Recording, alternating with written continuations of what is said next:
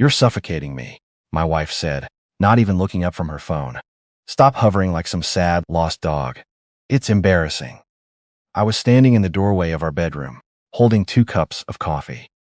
I'd made hers the way she liked it. 2 sugars, a little oat milk, the expensive kind from the market on Clarkson Street.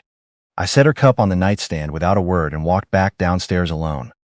That night, I sat in the garage on a stool that hadn't been sat on in years and held a piece of white oak in my hands until my breathing slowed. It was a block of wood I'd had since before we got married. My grandfather had given it to me, told me a man's hands need honest work. I hadn't touched it since the first year of our marriage, when my wife made it clear that sawdust tracked into the house wasn't something she'd tolerate. I don't know how long I sat there in the dark, long enough for the feeling to change, not into anger, something quieter and colder than anger. I made a decision that night, not to fight, not to plead, not to ask what I'd done wrong or how I could fix it. I decided to stop. Stop knocking on doors that hadn't been open in years. Stop making 2 cups of coffee for a woman who'd rather scroll through her phone than look at me. Stop being the sad, lost dog she'd accused me of being. 4 months later, my wife was crying in a mediator's office in downtown Denver while her attorney explained what irreconcilable differences with documented adultery was going to cost her. My daughter was at school, telling her teacher that she liked our new place in Boulder because her dad laughed more, and I was standing outside the Meridian Engineering Group building, having just been offered the senior partner position I'd been passed over for twice. Her biggest mistake wasn't the affair. It was assuming I'd never stop being the man she could dismiss without consequence. My name is Wyatt. I'm 52 years old, a licensed structural engineer with 23 years at Meridian.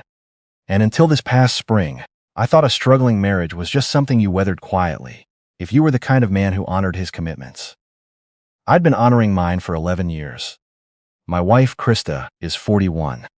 We met when she was a marketing coordinator at a firm that had contracted with Meridian on a downtown revitalization project. She was smart, funny, ambitious in a way that I found exciting back then. We had our daughter, Avery, 2 years into the marriage. For a while, things were good. Then they were okay. Then they were just this: her ignoring me on the other side of a bed we'd stopped sharing in any real way, and me making cups of coffee nobody wanted and calling it love. The hovering comment wasn't the first. There'd been other versions. I was boring. I was predictable. I didn't have the energy for the things she wanted to do. Once, at dinner with her friends, she'd told a story where the punchline was essentially that I was the kind of man who stayed home, while interesting people lived their lives. Everybody laughed. I'd smiled along and spent the drive home content. I was being too sensitive, but something about that morning in the doorway cracked it open. There was no anger in her voice when she called me an embarrassment. No frustration, just fatigue. The kind of fatigue you feel about a problem you've already stopped trying to solve. I drove to work with the windows down in 38-degree weather because I needed to feel something honest. The first week, I changed small things. I stopped asking if she wanted to eat together. I stopped texting her mid-afternoon just to say I was thinking of her. I moved my alarm to 5:15 and started getting up before the house woke up. My grandfather's workbench had been sitting in the garage under a plastic sheet. I uncovered it. I ordered sandpaper, chisels, a new miter saw. I started spending an hour in the garage every morning before dawn. Just me and the smell of wood shavings, and the particular quiet of a house where everyone else is still asleep. I wasn't doing it to prove anything. I was doing it because it was mine. Before Krista, before Meridian, before 11 years of making myself smaller so I'd fit more comfortably into someone else's life. I had been a person who made things with his hands and felt satisfied in a way that no meeting or performance review could replicate. At work, I asked to be added to the Platte River Crossing project, a bridge redesign that had been stalled for 8 months. It was complicated work, the kind that required showing up. I started staying late, not because I was running from home, though I was, but because I remembered what it felt like to be genuinely useful. To sit in a room full of engineers and have the one idea that shifted everything. My department head pulled me aside after the 3rd week. "Whatever's happening with you, he said. Keep doing it. At home, Krista noticed. She didn't say anything at first, just watched. One evening she came into the kitchen while I was making dinner. Enough for Avery and me, not a third plate, and stood near the counter like she was waiting to be invited into a conversation I wasn't having. You seem distracted lately, she said. Just focused on the bridge project, I said. It's a big one. She waited. I used to fill silences like that, spill whatever was on my mind just to make the air between us less stiff. I stirred the pasta. She left the kitchen. I heard her on the phone. A few minutes later, her voice low and warm, in a way it hadn't been with me in a long time. I didn't think much about it then. I should have. My friend Kurt had been after me for months to come to his Sunday poker nights. Kurt is 54, divorced, remarried to a woman who actually thinks he's funny. He runs a small construction company out of Aurora and has the specific wisdom of a man who nearly lost everything before he understood what mattered. I'd skipped his games for 2 years running because Krista always had something else planned for Sundays that required my physical presence since, even when it didn't require my participation. You coming this week? He asked. Yeah, I said, and I meant it. Krista was on her phone in the living room when I told her I had plans Sunday evening. She looked up for a moment, like she was expecting me to ask her permission, and when I didn't, something shifted in her expression. Not hurt, exactly. Recalibration. Kurt and I sat at his dining room table with 4 other guys, ate too many chips, and talked about absolutely nothing important for 3 hours. On the drive home, he asked the question he'd been holding all night. You good, man? Like actually good? I thought about it. Getting there. He nodded like he understood, because he did. The credit card statement arrived on a Tuesday afternoon in early February. Krista had paid the bill from the joint account, and the statement was in the stack of mail I sorted on the kitchen counter every day, because she never did. 3 charges to a hotel in the Cherry Creek neighborhood, once in November, twice in December, each one a Wednesday, each one between noon and 4 in the afternoon. I sat down at the kitchen table and looked at those charges for a long time. Avery was at school. Krista was at what she'd called a client lunch. I could have called her. I could have searched her phone. I could have turned the whole thing inside out right there in the kitchen. The old version of me might have done exactly that. Confronted her, watched her deny it, spent the next 3 weeks wondering if I'd imagined it, eventually convinced myself that reasonable people had innocent explanations. I took a photo of the statement with my phone and called a lawyer. His name was Colton, a family law attorney Kurt had used in his own divorce. He doesn't posture, Kurt had told me. He just wins. I sat across from Colton in his office near Union Station and laid out everything. The hotel charges, the phone calls I hadn't meant to overhear, 11 years of slow distance that had accelerated into something I no longer had words for. Do you want to try to save it? Colton asked. I'd expected the question. I'd thought about it on the drive over. No, I said. I want to know who I'm dealing with, and then I want out. Colton recommended a private investigator named Oscar, former Denver PD. No nonsense, flat fee plus expenses. Oscar was at my office within 48 hours. Give me 3 weeks, he said. If there's something there, I'll find it. I went home and acted like a man with nothing on his mind but load calculations. Oscar called me on a Thursday morning while I was reviewing blueprints at my desk. I need you to come in, he said. We should do this in person. We met at a diner on Colfax. Oscar slid a folder across the table, his face the practiced neutral of a man who'd seen too much to show surprise at any of it. Your wife is having an affair, he said. Man named Landon. They've been meeting at the Cherry Creek Marriott on Wednesdays. For at least 4 months. Probably longer. I opened the folder. Landon. I'd hired Landon straight out of grad school 6 years ago. He was 29, sharp, hungry to prove himself, and I'd taken him under my wing in a way that I hadn't done with any other junior engineer before or since. I'd brought him into my projects. I'd written him 2 recommendation letters. One when he was passed over for a team lead role and appealed. One when he applied for his professional license 3 years ago. When Landon told me he was thinking about branching out on his own. I was the one who called the principals at Ridgeline Development and made the introduction that became his first major client. He had sent me a bottle of scotch and a handwritten note when that contract came through. I still had the note in my desk drawer. Oscar was watching me. You know him. I mentored him, I said. My voice sounded like it belonged to someone else. I'd built his career. Oscar nodded slowly.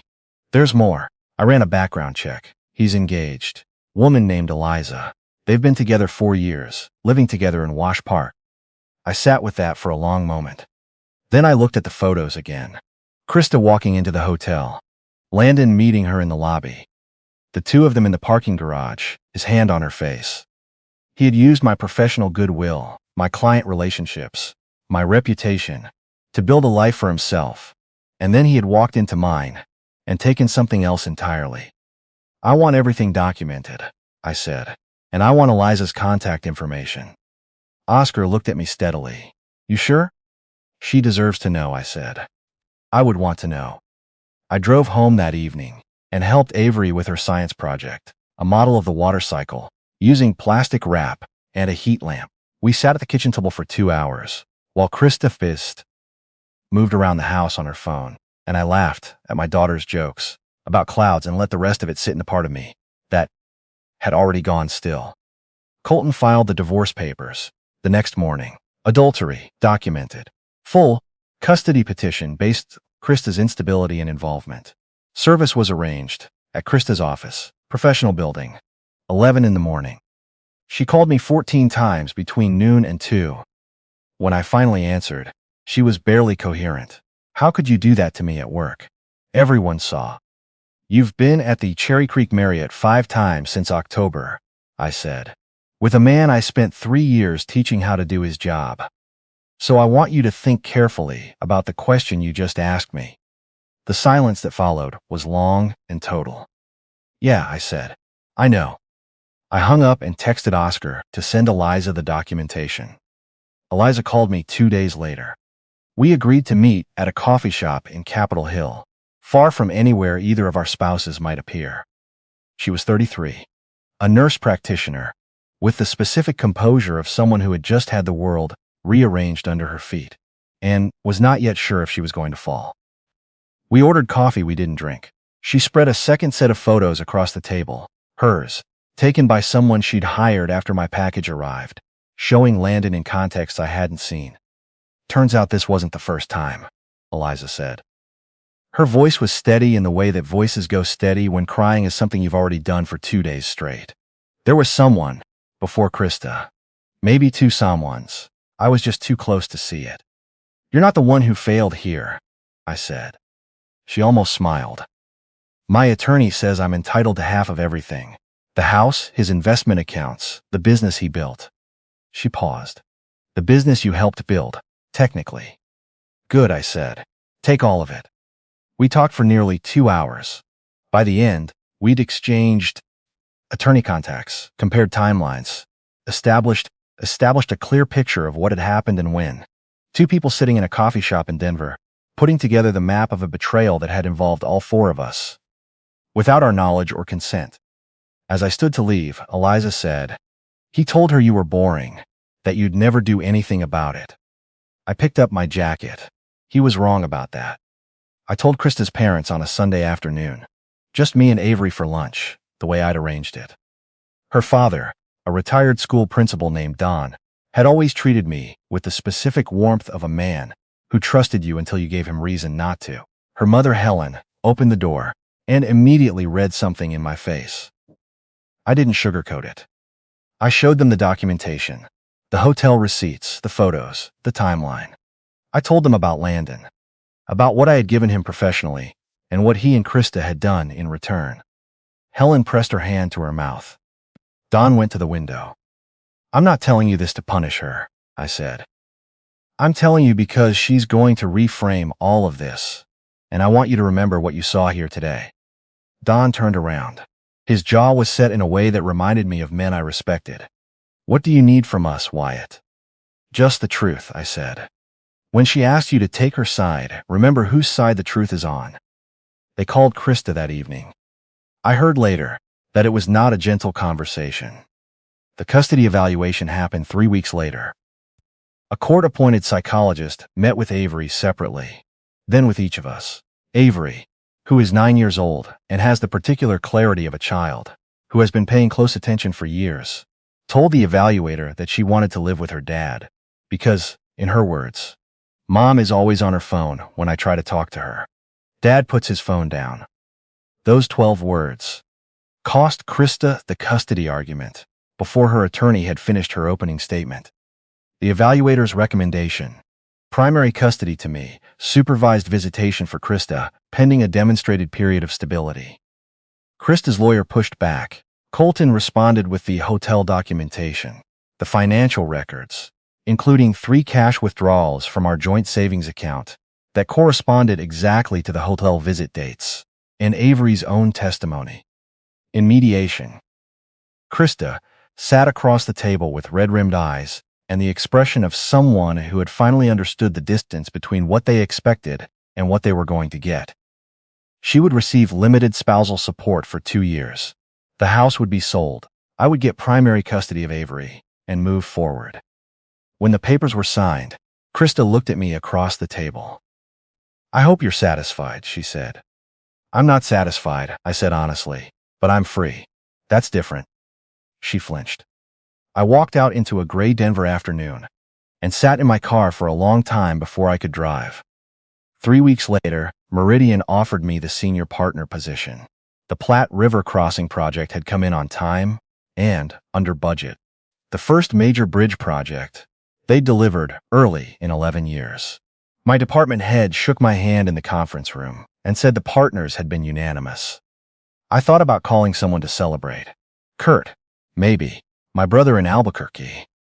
But mostly I just sat with it for a moment in the parking garage, feeling the weight of a thing I'd worked toward for years, and then, during the worst months of my life, accidentally earned by simply remembering who I was. The senior partner role came with an optional transfer to Meridian's Boulder office, which had just expanded into a new facility.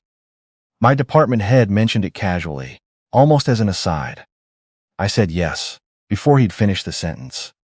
I found a house in Boulder, in the Foothills neighborhood near Chautauqua, 3 bedrooms, a big backyard, a detached garage where I could set up a proper woodworking shop. The kind of house I'd wanted for years without ever quite saying so. Avery asked if she'd have her own bathroom. "You'll have your own floor," I told her. She thought about it for a second. "Can we get a cat?" We went to the shelter the second week in Boulder and came home with a gray tabby Avery named Compass because, she said, he always knows where to go. He slept at the foot of her bed every night and followed me to the garage every morning like we'd known each other for years. I met my neighbor Marin the week I moved in. I was in the garage at 7 in the morning, running the miter saw through a piece of ash. I was shaping into a small bookcase for Avery's room when I heard someone knock on the open garage door. She was standing there, in running clothes, with the expression of someone who'd been about to say something and then forgotten it. "I was going to ask you to stop," she said, "but now I'm just curious what you're building." I showed her the piece. She looked at it like she meant it. Marin was 46, an architectural preservationist for a historic building foundation in Boulder. She spent her days thinking about the bones of old structures, about what made something worth saving, about the difference between restoration and reconstruction. We started talking about wood grain and load-bearing principles, and somehow ended up talking for 2 hours while the ash shavings settled on the garage floor. She had been divorced for 3 years. She didn't make it a heavy thing when she mentioned it. She just said it had happened and that it had taken a while to remember. She was somebody worth spending time with. "I know something about that," I said. We ran together on Saturday mornings, long loops through the foothills trails. We had dinner twice, then a third time, and I noticed that she laughed at things, I said, without waiting to see if it was appropriate to laugh. She looked at me like I was somebody she found interesting. I had forgotten what that felt like from someone who wasn't a 9-year-old and a gray cat. Kurt came up to Boulder for a weekend in early spring. We sat on the back porch on Saturday evening, Avery inside watching a movie with Compass curled up beside her, The mountains going pink in the last of the light. Look at you, Kurt said. Yeah, I said. From the guy who could barely talk 6 months ago. He shook his head. I'm proud of you, man. You know that, right? I did know, and I let myself know it, which was different from before. Landon lost 2 of his major clients after the divorce proceedings went public in ways that people in the industry talk about. Eliza's attorney had been thorough. The engagement was broken. The shared house was sold. And the last I heard through professional channels, Landon was consulting solo on small projects. The kind of work a junior engineer does before someone takes a chance on them. Nobody was taking a chance on him. Krista moved into an apartment in the Capitol Hill neighborhood and took a position at a smaller firm than the one she'd built her career in.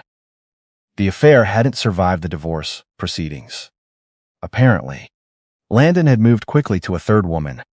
Once Eliza's legal team started requesting discovery, Krista was left with a tidy monthly support payment, a furnished apartment, and the consequences of a series of choices she'd made, while assuming there would be no consequences. Avery came back from her first weekend visit, quieter than usual.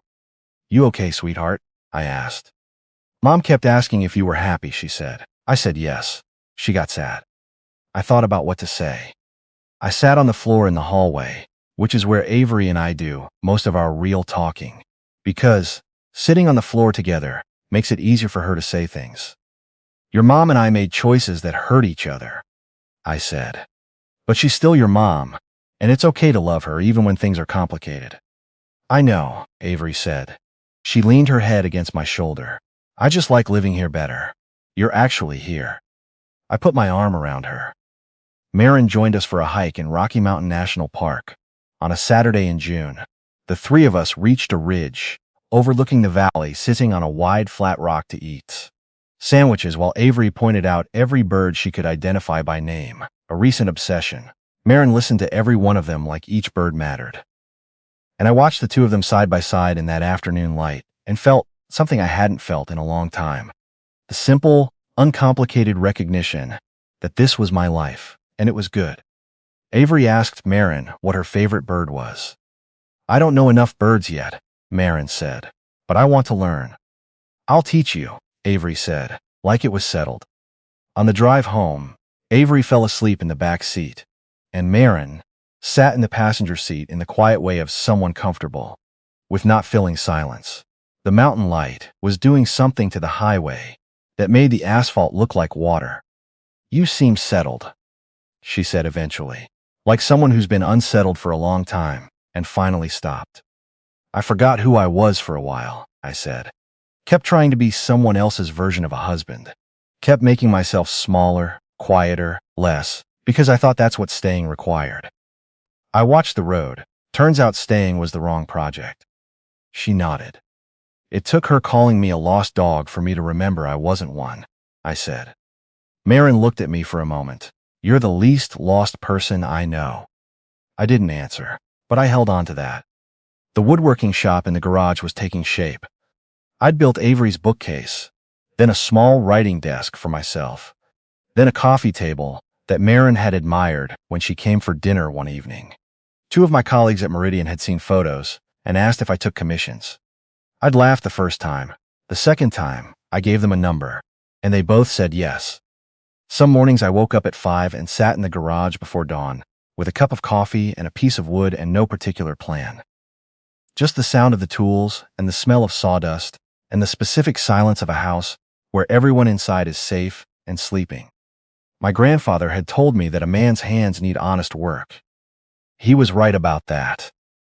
He was right about a lot of things I'd stopped listening to during the years I was busy being someone's idea of a husband. Krista texted me in October, a long message about regret and change, and asking if there was any possibility of a conversation. I read it once, sitting at my desk at Meridian with the Platte River Bridge schematic spread out in front of me. I thought about the man who'd stood in a doorway, holding 2 cups of coffee, hoping to be seen. I typed back, I'm glad you're doing the work. Take care of yourself, Krista, and take care of Avery when it's your time with her. That's what matters now.